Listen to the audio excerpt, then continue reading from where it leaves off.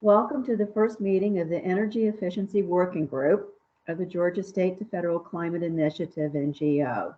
We're here this morning to kick off our discussion of what nonprofits and advocacy groups can do to promote implementation of the financial incentives under the Inflation Reduction Act. And let's start with a legislative overview. We can go to the next slide, thanks. So let's start by looking at the building energy efficiency programs that were created under the Inflation Reduction Act.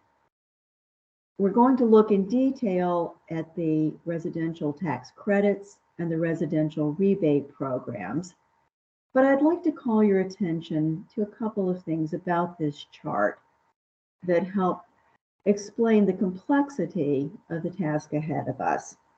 First, let's look at the number of parties involved in making this work. There are 2 federal agencies, state energy offices, individual homeowners and taxpayers, building contractors. And there are 2 types of financial incentives. There are tax credits and there are rebate programs. The tax credits are not new. The Inflation Reduction Act modified existing tax code sections, and that introduces complexity because we're currently dealing with 2 sets of rules. For 2022, the tax returns that people are going to be filing in 2023, investments in residential energy efficient property are controlled by the old law. Investments made after January 1st, 2023 are controlled by the new law. I think the first takeaway for people working in this area is to check what you think you know. Some provisions stayed the same, some are similar, but the details changed, and some are new. So you need to understand how the law changed and what law applies to what time period. I think the big task ahead of us there is going to be educating the public and taxpayers about how these rules work. For the Department of Energy programs, the rebates, these are new programs. And the Department of Energy is currently working on guidelines which it will provide to state energy offices for use in developing their programs. Once the state energy offices have developed their programs, they're going to have to submit those plans to the Department of Energy for approval. And then they can begin the work of actually rolling the programs out. I think you can understand the complexity there. And because of that complexity and the long process, we think that it's going to be late in 2023 before the rebate programs actually become operational. So tax credits are operational now. They're available for 2022 returns. They're available for energy efficient investments after January 1st, 2023, but rebates are not yet available. So let's go to the next slide and begin to look at how the tax credits actually work. Let's start by looking at the changes. The first big change for the Section 25C energy efficient home improvement credit is that the credit amount increased. It went from 10% to 30%. And the Inflation Reduction Act added the cost of a home energy audit to eligible costs. The credit limits also had some significant changes. Under the old law, there was a $500 lifetime total credit. That meant not only was it a lower credit, but it meant that taxpayers had to track their credit year over year, and when they reached a cumulative $500 total, they were not eligible to claim any further credits. Under the new law, it's $1,200, and it's on an annual basis. There's a fresh start every year, and so homeowners are able to make investments that total $1,200 per year. So that's a big change from the lifetime cap to the annual cap. Individual credits also, our individual item credits also changed. And we'll look at some detail on that. The credit for exterior doors is now $250 per door and $500 for a total of all doors. The annual limit is $600 for any item of qualified energy property, such as central air conditioning, wiring projects, insulation projects. And the limit is $150 for home energy audits. So now let's look at how the credit is actually calculated. The first thing I want to point out is that it's calculated in two buckets. The first bucket is for the items to which the $1,200 credit applies. And the second bucket is heat pumps, heat pump water heaters, and biomass fuel property, where the annual limit is $2,000 per year. So let's start with the items that come under the $1,200 cap. You start your calculation by reducing your product cost for the amount of any rebates you receive, multiplying by 30% to get the potential credit. Step 2, you compare your item level limit to that 30% potential credit, and you take the lesser amount. You do that for each item of property that you've invested in for any given year. And when you have all of your item level credits, you sum them. Step 3, you compare that sum, the sum of the item level credits, to $1,200, and you take the lesser amount. That's the first bucket. Now, if you invested in heat pumps, heat pump water heaters, or biomass property, you start the same way. You compare 30% of your cost. You calculate 30% of your cost after rebates. You compare it to $2,000, and you take the lesser amount.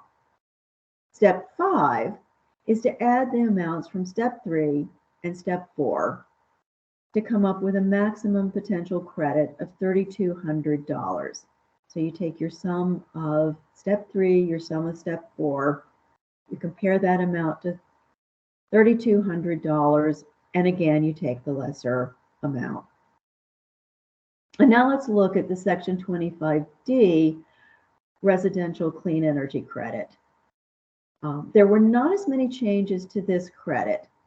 The types of property to which this credit applies are solar electric, solar water heating, fuel cell property, although from what I see, that's not really a very practical option. There doesn't seem to be much of a market for those solutions.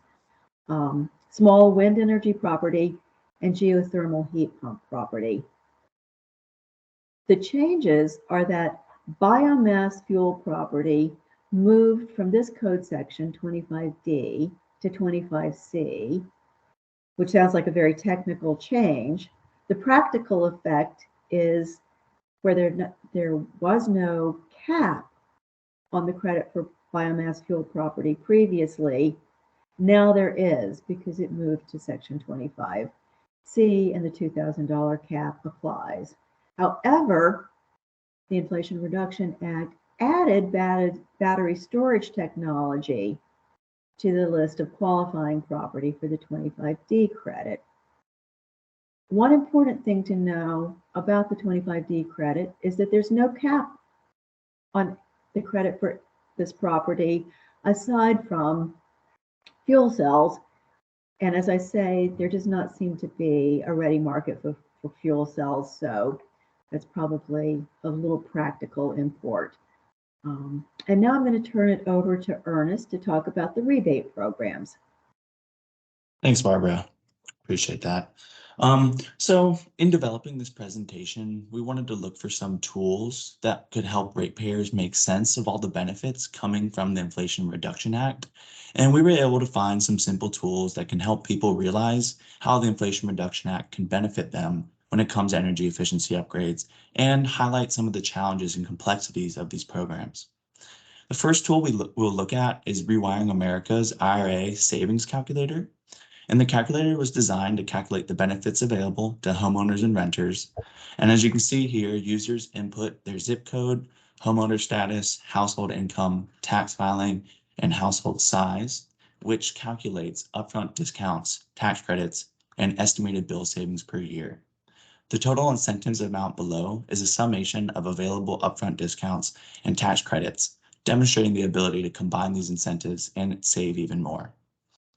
And if you were to scroll down, users can select specific items and products like heat pump water heater, as you see here. And this page provides users with information about rebates and tax credits that specifically apply to these items. And it also looks at how the item works, how it saves money, how it benefits the environment, and even health benefits. And we just want to include this as we felt it was beneficial to help further educate and inform users of utilizing these programs.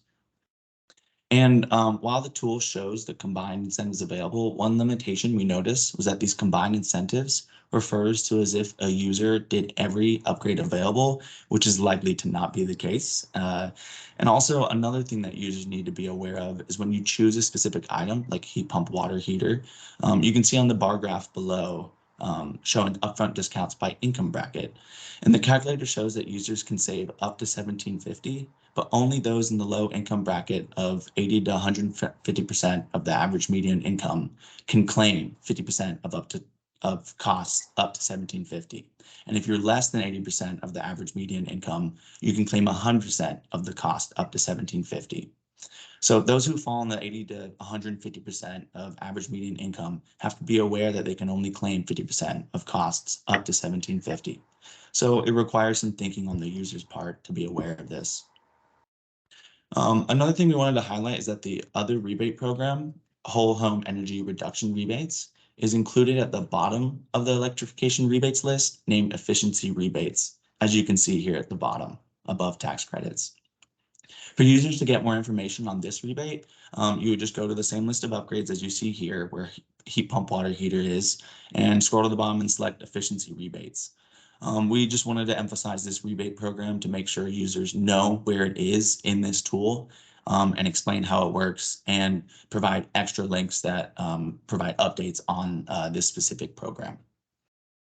So going forward, the next tool we looked at was Energy Star's Inflation Reduction Act Energy Efficiency Incentives Calculator. And we found this tool is less robust as it only gives users the option to choose the specific upgrade or product. And then the tool then shows what tax credits are available, what tax credits users can claim as a percent of project cost or a max amount accredited. And then below that, it also shows what products are eligible. And while there's still a lot of information regarding the rebates to be released in the future, we wanted to give an overview as Barbara already kindly provided, just give some additional information on the home energy rebates so that y'all better understand the programs and can help you prepare for when there are program updates or opportunities to act. And so, as mentioned by Barbara, the two rebate programs are the home energy performance-based whole house rebates, which is known colloquially as the HOMES rebate program.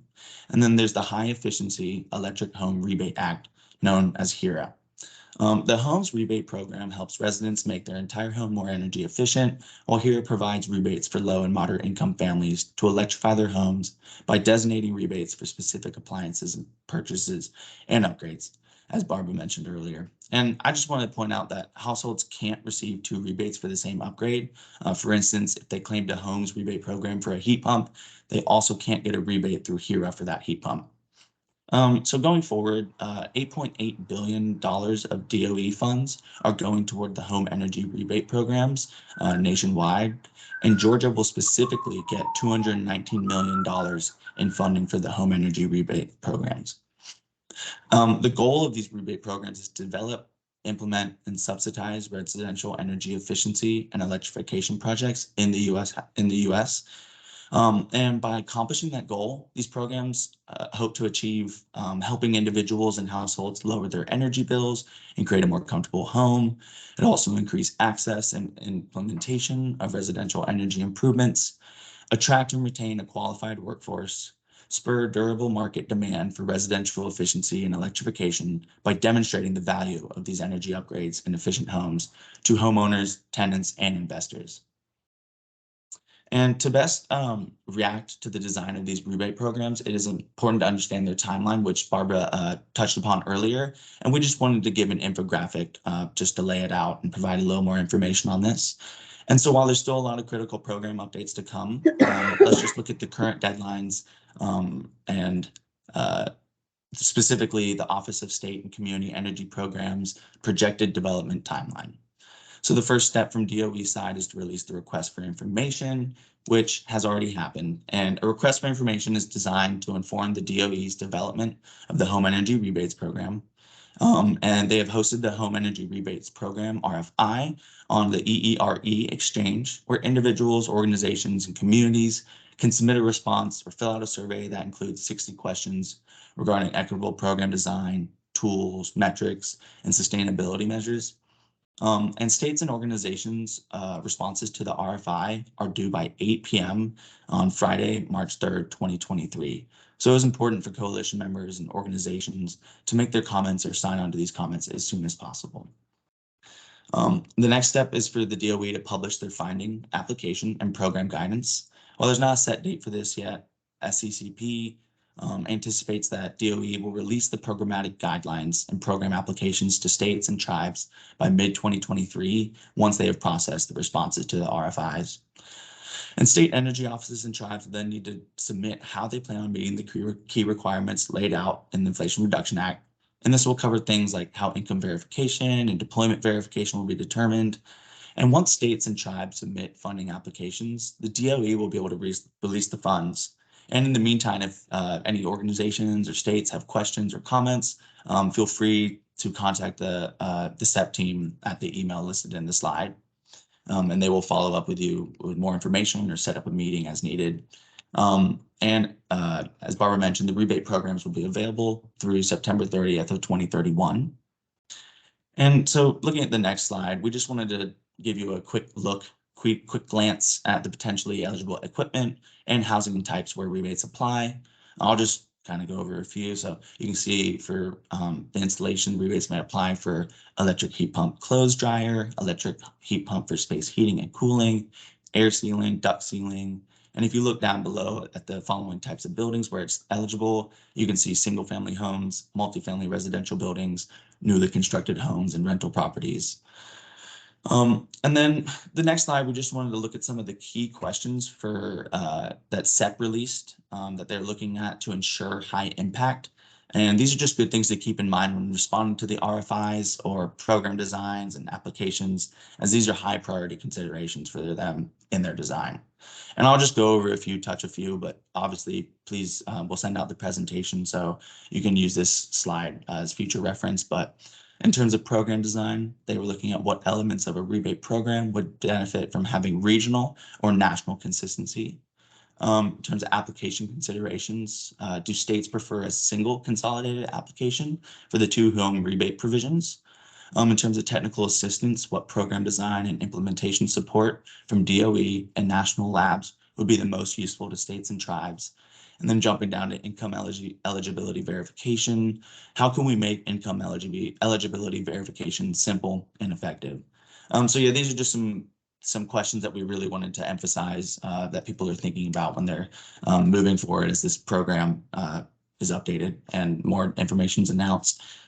And so to end this, we just wanted to, as I said, we wanted to give an overview of the new and old programs, related tools, and a general timeline intended to serve as a refresher of the programs, the benefits, and some of the complexities, while also sparking a conversation about what should be done with this information in the time being. And in concluding this presentation, we just wanted to ask the group a few questions like, what should the group do to promote this information? And specifically from there, should we promote publicizing and educating through supporting train the trainer programs, or place more emphasis on utilizing community engagement to promote this? Or in a different route, should we advocate, respond, and comment to GFA on program applications, RFIs, and organize others to follow suit? Or do we want to use a mix of both to leverage both strategies? And additionally, just another question to pose is are there any tools or improvements to tools that you feel that we should pursue or seek out? And lastly, but not least, where does this group want more support from Southface in promoting this? Thank you, and thank you, Barbara, for helping with the presentation. Thank you all.